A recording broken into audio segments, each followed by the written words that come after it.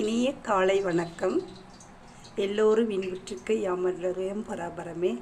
எல்லோரும் சந்தோஷமாக மகிழ்ச்சியாக இருக்க இறைவனை வேண்டுகிறேன். வணக்கம்.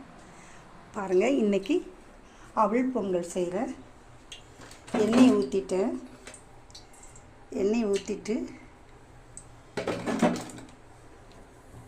மிளகு வச்சுருக்கேன், அவல் வச்சுருக்கேன். மிளகு, சீரகம், அவல், இது பைத்தம்பருப்பு வேக வச்சுருக்கேன். எண்ணெய் ஊற்றிருக்கேன். மிளகு போடலாமா? மிளகு போட்டுட்டேன். மிளகு நல்லா புரிஞ்ச உடனே சீரகமும் போடணும்.